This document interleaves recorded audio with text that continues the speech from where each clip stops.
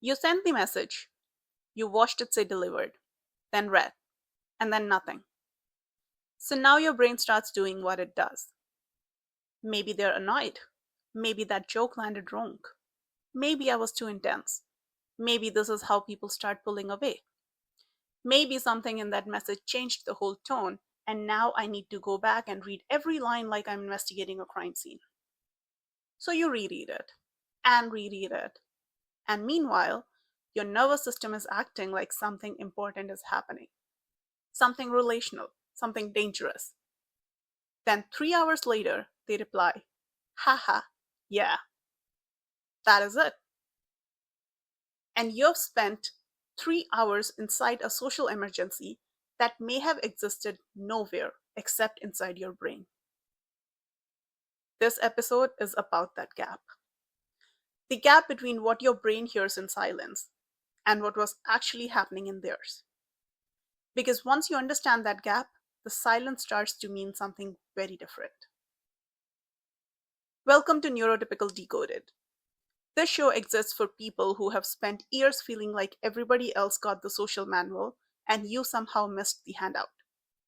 You did not miss it. You were expected to understand a system that most people never explain out loud. Because for neurotypical people, a lot of social behavior feels automatic, invisible, obvious. Not because it is actually obvious, just because they did not have to study it consciously. So if you spent years feeling confused by other people, hurt by things nobody else seems to register, or exhausted from trying to work out what every silence, delay, tone shift, or vague phrase was supposed to mean, that is not because something is wrong with you. It is because you have been navigating a rule system that was never translated. This show is the translation. Each episode, we take one neurotypical behavior at a time, open it up, and decode what is actually happening underneath it. And today, we are starting with one of the most painful ones, the unanswered message.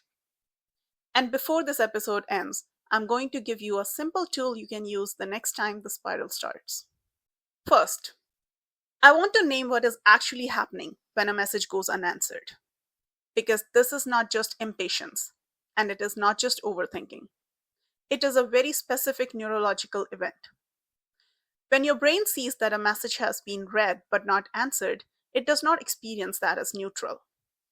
It experiences that as unresolved, potentially important, potentially social, potentially threatening. And for a lot of neurodivergent people, especially people with ADHD, autism, or strong rejection sensitivity, that unresolved social signal gets picked up very, very fast. The brain starts asking, am I safe here? Did something change? Did I miss something? Did I do something wrong? That is when the alarm system starts firing. The amygdala, the part of the brain involved in threat detection, lights up. And the prefrontal cortex, the part that is supposed to step in and say, hold on, let's slow down. Maybe there is a less catastrophic explanation.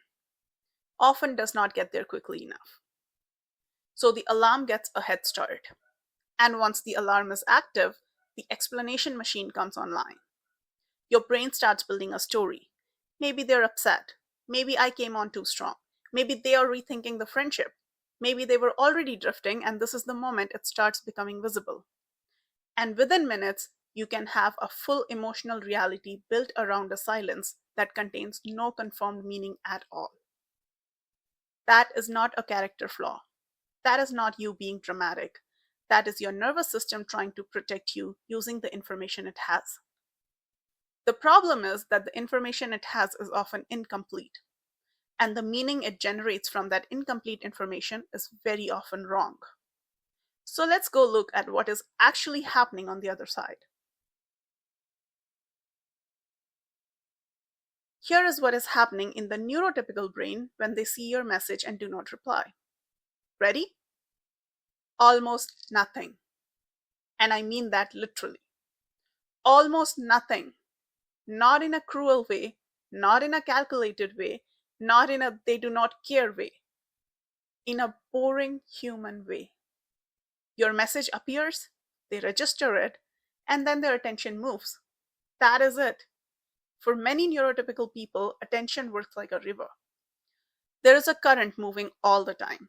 Tasks, noises, reminders, hunger, work, errands, other conversations, something somebody just said, something they forgot to do, something happening in front of them. Your message enters that current, it gets noticed, and then something else takes the foreground. The neurotypical brain often does not treat that moment as an open loop with emotional weight attached to it. It does not think, I'm now sending a meaningful signal by not replying.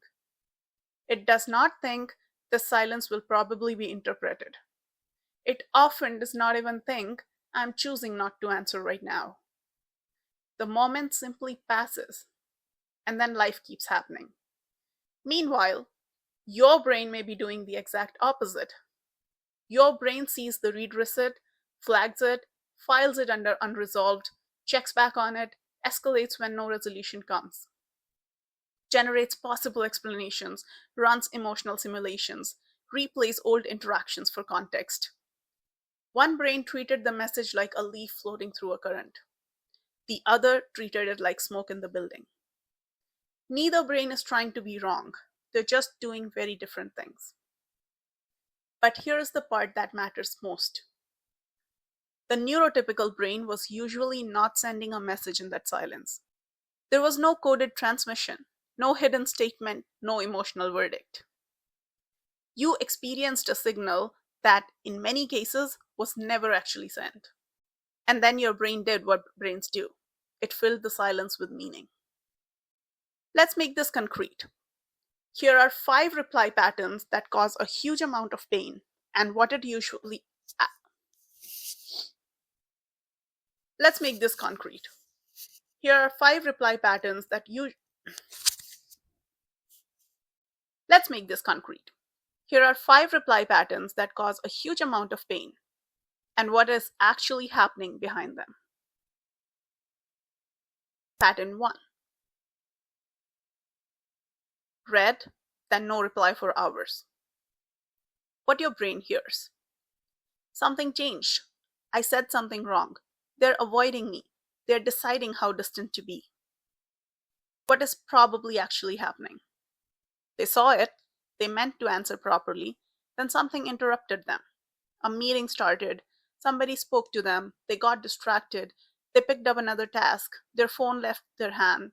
Your message dropped out of active attention.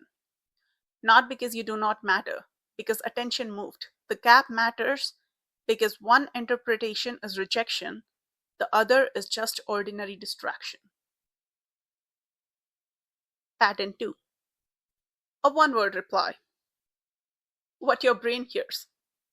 They are annoyed. They want this conversation over. That was cold. I have done something wrong. What is probably actually happening? They are busy. They are driving, cooking, working, half awake, in line somewhere, already mentally elsewhere. And the one-word reply is not a brush off. It is a placeholder. A nod. A quick, I saw this, we are okay, I'm here, more later maybe. For many neurotypical people, brevity does not automatically mean hostility. It often just means low bandwidth. Pattern 3. You sent something emotionally significant and they replied lightly. What your brain hears. They did not take that seriously. They skipped over the important part. They do not care as much as I do. What is probably actually happening? They read it. They responded in a way that felt complete to them. But they did not automatically detect the emotional weight you attached to the message. A lot of neurotypical communication depends on cues being made explicit. If the depth mattered, they may not have known that they were supposed to match it. That does not always mean indifference. Sometimes it means they missed the cue. Those are not the same thing. Pattern 4. They replied to one part of your message and ignored the rest. What your brain hears. They deliberately skipped the thing that mattered most. They are avoiding that topic. That part made them uncomfortable. Now everything is weird. What is probably actually happening? Their attention snagged on one piece first, so that is the piece they answered. The rest may not have registered as separate items needing responses. Not because they're strategic, because attention is selective. A lot of neurotypical people do not process multi-part emotional messages in the careful, itemized way many neurodivergent people do. They often respond to whatever stood out first. That can feel terrible, but it is not always intentional avoidance. Pattern 5. They disappear for days. What your brain hears. The relationship changed. I have been deprioritized. Something is wrong. I need to figure out what happened. What is probably actually happening? Their week collapsed. Work got intense. Family stuff happened. Their energy dropped. Their social bandwidth narrowed to almost nothing. And you were not rejected. You were just sitting in a queue that stopped moving. That is not the same thing. 5 patterns, 5 situations where the neurodivergent brain often hears threat. And in most cases, not every case, but most, the real explanation is much more ordinary than the one your nervous system generated. That matters. Because ordinary hurt less than ominous, and ordinary is very often the truth. There is something important here that needs to be said plainly.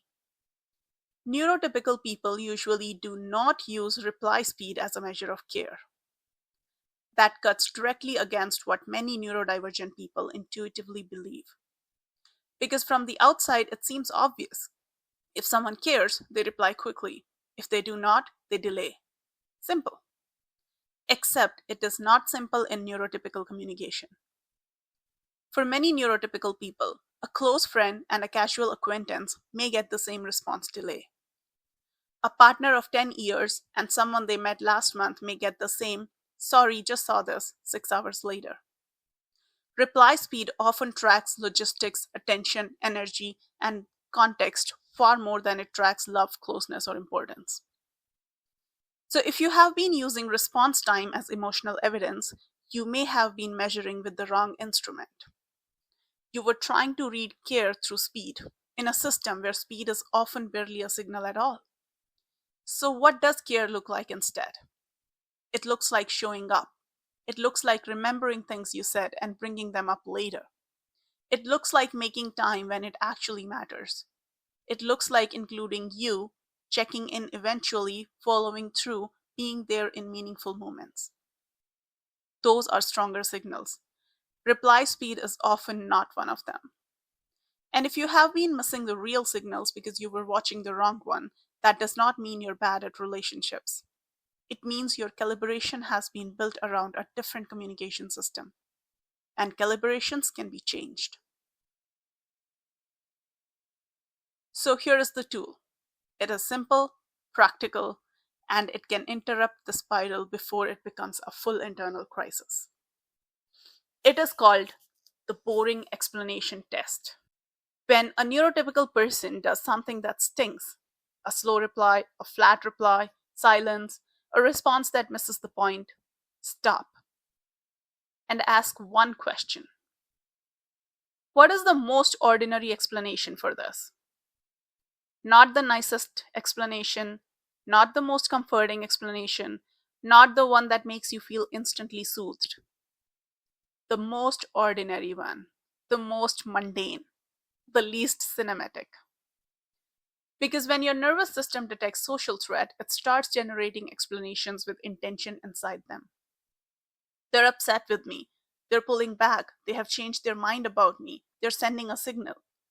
But the boring explanation usually has no grand intention in it at all. They were distracted. They were tired. They were in the middle of something. They forgot. They had low bandwidth. They meant to come back and did not. Your brain does not naturally generate that version first. It goes straight to the narrative, straight to pattern, straight to threat. So you have to introduce the boring explanation on purpose. Write it down if you need to. They have not replied for 4 hours because they got busy. They sent one word because they were making dinner. They went quiet this week because their life got crowded. Then ask, is this explanation actually less plausible than the one my brain generated? Very often, the answer is no. Very often, it is more plausible. You do not have to believe it completely. You do not have to force yourself into fake calm. You just have to put the boring explanation in the room. Because the moment you do that, the threat story is no longer the only story available. And that can be enough to give your nervous system some air. I want to end with this. The pain you have felt around unanswered messages, the read receipt, the delay, the one word reply, the disappearing act, that pain was real. It was not silly. It was not weakness. It was not you being too much. But the meaning attached to that pain was often built from missing information. That is different. It means the silence was not necessarily proof. The delay was not necessarily rejection. The flat reply was not necessarily a verdict on your value. It was often ordinary neurotypical behavior being interpreted through a nervous system that needed clarity and did not get it. Of course, that hurts. Of course, your brain filled in the blanks. Brains hate blanks, especially when the blanks seem social, especially when social safety has never felt automatic. But what you know now is that the mismatch was not always about you. A one-word reply can be a nod, not a wall. A delayed answer can be distraction, not distance. A week of silence can be overload, not abandonment. That does not fix everything instantly. It does not retrain your nervous system overnight. But it does change the translation. And when the translation changes, the emotional impact starts to change too. Not all at once, but gradually. And that matters. Because it means you become a little harder to wound with meanings that were never really there. That is what this channel is for, to give you better translations, better models, better explanations, so that the things that used to injure you automatically can start becoming legible instead. Next episode, we go into another neurotypical pattern that causes a huge amount of confusion.